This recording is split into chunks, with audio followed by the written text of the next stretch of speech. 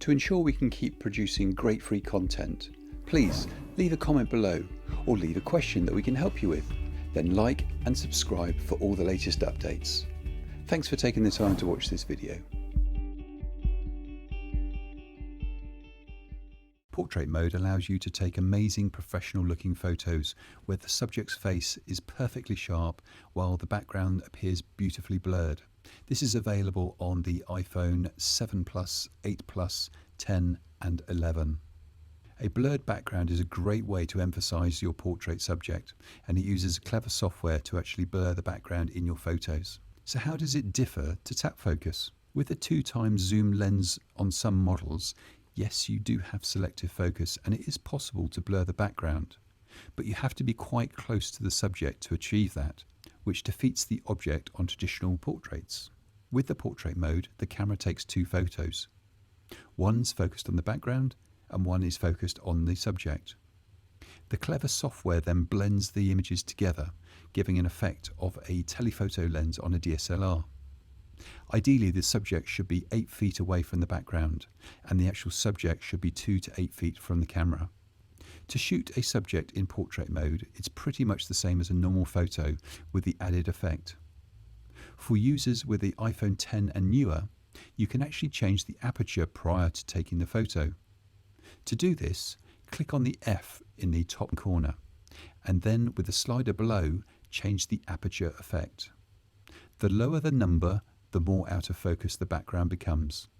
The higher the number, the sharper the photo becomes totally. With the iPhone 10 and newer, you can also use the front-facing camera in portrait mode, but this uses a slightly different technique and the photos come out a little bit dreamy. So if possible, always use the rear camera. Once taken, you have some interesting effects that you can apply to your photos.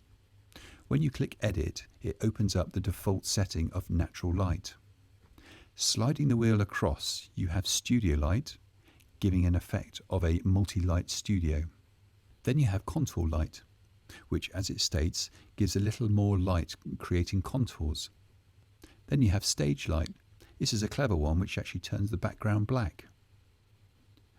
After this, you have a stage light mono, gives a mono effect on a black background. If you've got the iPhone 11, you have one extra effect, which is high key mono lighting, which gives the effect of a white background with black and white. All the effects you can change the intensity of light with the slider at the bottom. We will be looking at editing in more detail in the editing training session later, but I would always say take a standard photo and then you can actually change the effects later, as if you apply an effect prior to the photo being taken, you can't reverse it. One downside on portrait mode is that photos do struggle in low light. With portrait mode photos, there is a cool feature that you can do on Facebook.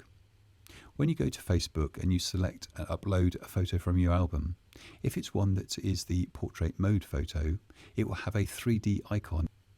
This is because when you uploaded a portrait photo onto Facebook, you have the option to turn it into a 3D image. Once clicked, it will take a few seconds to create the image. If you're happy with the 3D effect, you can carry on. Make sure that you're happy with the 3D effect, as some effects don't quite work with some of the images. If not, just carry on and upload your normal portrait image. To ensure we can keep producing great free content, please leave a comment below or leave a question that we can help you with. Then like and subscribe for all the latest updates.